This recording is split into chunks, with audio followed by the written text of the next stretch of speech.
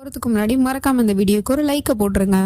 Last பார்ட்ல doctor கிட்ட heroine பேசிட்டு இருந்ததுனால அந்த ஃபைல் அவகிட்ட இருந்து புடிங்கிட்டு வந்து இவன் ரூம்ல உட்காந்து புலம்பிட்டு இருக்கான். எதுக்காக ஜான்வி இப்படிலாம் நீ பண்ணிக்கிட்டு இருக்க? நான் மூடி மறைச்சு வச்சிருக்க விஷயத்த நீ எதுக்காக தெரிஞ்சுக்கணும்னு நினைக்கிற? இப்பதானே நான் உனக்காக சேஞ்ச் பண்ணிக்கணும்னு நான் நினைச்சிட்டு இருந்தேன். அப்படி இருந்துமே நீ ஏன் இப்படிலாம் பண்ணிட்டு இருக்க அப்படிங்கிற மாதிரி கோவப்பட்டு பேசிட்டு இருக்கான். கீழே இவரும் இப்படி கோவப்பட்டுட்டு போறத பார்த்தா அப்ப அந்த டாக்டர் சொன்னதெல்லாம் உண்மைதான் போல அப்படிங்கிற மாதிரி யோசிச்சுட்டு இதை அவர்கிட்டே கேட்டு தெரிஞ்சுப்போம் அப்படின்னு சொல்லிட்டு முடிவு எடுத்துட்டு மேல போறா. அப்படி போகும்போது அவளுக்கே ஒரு செகண்ட் பயமா தான் இருக்கான்னு அவன் பார்த்துட்டு போன அந்த பார்வை அப்படி ரொம்ப கோவமா தானே பார்த்துட்டு போனா. ஸோ திரும்ப நம்ம போய் ஏதாவது பேசணும் அப்படின்னா நம்ம மேல கோவப்படுவானோ அப்படிங்கிற மாதிரி பயப்படுறா. பட் இப்பதான் அவன்கிட்ட அப்படி பயந்துட்டு இருக்கிறதுல எந்த யூஸுமே இல்லை அப்படிங்கிறது தெரிஞ்சு போச்சு இல்லையா? அதனால தைரியத்தை வரவழைச்சுக்கிட்டு அவனோட ரூமை நோக்கி போயிட்டு இருக்கா. நம்ம மாமியாருமே வந்து தடுக்கிறாங்க, வேணாமா இந்த நேரத்துல போய் அவன்கிட்ட பேசுறது நல்லது இல்லை அப்படின்னு. ஆனா இவ கேட்க மாட்டேங்கிறா. நீங்க உள்ள வராதீங்க, நான் போய் பேசிதான் ஆகுவேன் அப்படிங்கிற மாதிரி சொல்லிட்டு உள்ள போறா. போய் பார்த்தா அவன் கோவமா தான் உட்காந்துருக்கான். நம்ம ஜானியுமே அவன்கிட்ட போய் இங்க பாருங்க வராஜ், நான் உங்ககிட்ட ஒரு விஷயம் கேட்கணும் அப்படின்னு சொல்லிட்டு கேட்க ஆரம்பிக்கிறான். அந்த டாக்டர் பேரை சொல்லி அந்த டாக்டர் உங்களுக்கு தெரியுமா அப்படின்னு சொல்லிட்டு கேட்ட உடனே அவனுக்கு கோவம் வந்தது. அங்கிருந்து பொண்டாட்டியை நோக்கி கோவமா நடந்து வந்துட்டு இருக்கான். அதுக்குள்ள மாமியாரும் உள்ள வந்து என்ன பண்ணிட்டு இருக்க ஜான்வி, வா வெளியே போலாம் அப்படின்னு சொல்லிட்டு கூப்பிட்டுட்டு இருக்காங்க. ஆனா நம்ம ஹீரோயினி எதுக்குமே பயப்படாம அப்படியே நின்றுட்டு இருக்கா. இவன் டக்குன்னு அவகிட்ட போய் என்னை பார்த்தா உனக்கு எப்படி தெரியுது? பைத்தியம் மாதிரி தெரியுதா? இல்ல சொல்லு, பைத்தியம் மாதிரி தெரியுதா? எந்த ஆங்கிள் நான் பாக்குறதுக்கு பைத்தியம் மாதிரி தெரியுறேன்? இந்த பக்கம் பார்த்தா தெரியுறேனா இல்ல அந்த பக்கம் பார்த்தா தெரியுறேனா? இல்ல சட்டையை கிழிச்சு போட்டு அலையிறானா? இல்ல உன்னோட லிப்ஸ்டிக் வலையெல்லாம் எடுத்து மாட்டிக்கிறானா? சொல்லு, நான் எந்த ஆங்கிள் பாக்குறதுக்கு பைத்தியம் மாதிரி தெரியுறேன் அப்படிங்கிற மாதிரி பைத்தியம் மாதிரி தான் பேசிட்டு இருக்கான். உடனே மாமியாரும் வேணா அது நிலைமை சரியில்லாம இருக்கு, வாமா இங்க இருந்து போயிடலாம் அப்படின்னு சொல்லிட்டு கூப்பிட்டா டக்குன்னு அவங்கள பிடிச்சி தள்ளி விட்டு நம்ம ஹீரோயினோட கழுத்தை பிடிச்சி நெரிச்சு அப்படியே மேல தூக்கிட்டு நிக்கிறான். அவன் கண்ணுல அவ்வளவு கொலவெறி தெரியுது. விட்டா கழுத்தை நெரிச்சியே சாவடிச்சிருவான் போல. இவளுமே விடுங்க அப்படிங்கிற மாதிரி சொல்லிட்டு இருக்கா.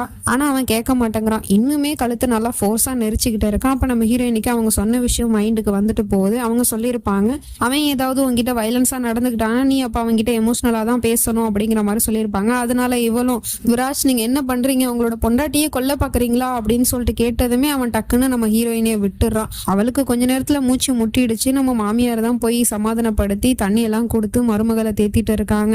ஏமா அப்படி எல்லாம் பண்ணிக்கிட்டு இருக்க, இதுக்குதான் சொன்ன அவன்கிட்ட வச்சுக்காத அப்படிங்கிற மாதிரி அவனும் அங்க இருந்து போயிடுறான் கோவப்பட்டு. இங்கே இந்த டாக்டர் கால் பேசிட்டு இருக்கும் போதே கட்டாச்சு இல்லையா? அதனால திரும்பவும் கால் பண்ணி பாக்குறாங்க, கால் போக மாட்டேங்குது. இவங்க உடனே யோசிச்சு பாக்குறாங்க, ஒருவேளை அந்த விராஜ் அந்த இடத்துக்கு வந்திருப்பானோ, அவன் ஏதாவது ஜான்வியை பண்ணிருப்பானோ, அந்த கடவுள் தான் அவங்ககிட்ட இருந்து அந்த பொண்ணை காப்பாற்றணும் அப்படின்னு சொல்லிட்டு இருக்காங்க. அப்ப அவங்களுக்கு திடீர்னு ஒரு யோசனை வருது. இப்போ ஜான்வி அவங்ககிட்ட இருந்து காப்பாற்றணும்னா அதை ஒருத்தரால் மட்டும் தான் முடியும் அப்படிங்கிற மாதிரி சொல்லிட்டு திரும்ப போன் நம்பர் தேடிட்டு இருக்காங்க. யாரு போன் நம்பர் தேடுறாங்க அப்படிங்கிறது தெரியல. இவனும் இந்த பக்கம் புலம்பிட்டு இருக்கான், எல்லாம் அந்த டாக்டரால வந்தது, அந்த டாக்டருக்கு என்ன தேவையில்லாத வேலை, என் வாழ்க்கையில எதுக்கு அவ தலையிடுறா அப்படிங்கிற மாதிரி சொல்லிட்டு ஃபர்ஸ்ட் அந்த டாக்டரோட நம்பர் எப்படி அவளுக்கு கிடைச்சிச்சு, அப்புறம் அந்த ஃபைல் எங்கதான் போச்சு அப்படிங்கிற மாதிரி சொல்லிட்டு அதை தேடிட்டு இருக்கான். அப்ப நம்ம ஜான்வி அந்த பேப்பரை கொண்டு வந்து நீட்டுறா. இதைத்தானே தேடுறீங்க, டாக்டர் ராணா கிட்ட தானே நீங்க பேசணும், இந்தாங்க பிடிங்க அப்படின்னு சொல்லிட்டு அந்த பேப்பரை கொண்டு வந்து நீட்டிட்டு சொல்லிட்டு இருக்கா. ஜான்வி உனக்கு என்னதான் பிரச்சனை, ஏன் நீ இந்த மாதிரிலாம் பண்ணிட்டு என்ன நீ கோவப்படுத்திக்கிட்டு இருக்க? அம்மா நீங்களாவது இவள்கிட்ட சொல்லி புரிய வைங்களேன், எதுக்காக இவ தேவையில்லாத விஷயத்தெல்லாம் தலையிடுறா அப்படிங்கிற மாதிரிலாம் பேசிட்டு இருக்கான். ஆனா நம்ம ஜான்வி இதை அப்படியே ஃப்ரீயா விட போறது இல்லையா? அதனால கேட்கிறா. அப்ப நான் உங்ககிட்ட அப்படி வந்து என்னத்தை கேட்டுட்டேன், ஜஸ்ட் அந்த டாக்டரோட பேரை மட்டும் தான் சொன்னேன், அதுக்கு உங்களுக்கு அவ்வளவு கோவம் வருது, என்ன நீங்க கொல்லவே பார்த்துட்டீங்க, இதுல நான் உங்களை என்னத்தை புரிஞ்சுக்கிறது அப்படிங்கிற மாதிரி கேட்டுட்டு இருக்கா. உடனே இவன் அம்மா மடியில படுத்துக்கிட்டு, அம்மா நீங்களாவது ஜான்வி கிட்ட சொல்லி புரிய வைங்கம்மா, அவளுக்கு ஏமா என்னோட காதல் புரியவே மாட்டேங்குது, அவளை நான் ரொம்பவே காதலிக்கிறேம்மா, ஆனா அவ பாருங்க என்னை புரிஞ்சுக்காமலே பேசிட்டு இருக்காமா அப்படிங்கிற மாதிரிலாம் சொல்லிட்டு அழுத சீனை போட்டு பேசிட்டு இருக்கான். அப்ப இவளுக்கு டக்குன்னு கோவம் வந்துருது. எந்த காதலை பத்தி நீங்க பேசிட்டு இருக்கீங்க? என்னோட அப்பாவுக்கு உங்களால தானே ஹார்ட் அட்டாக் வந்துச்சு, அதுதான் உங்களோட காதலா?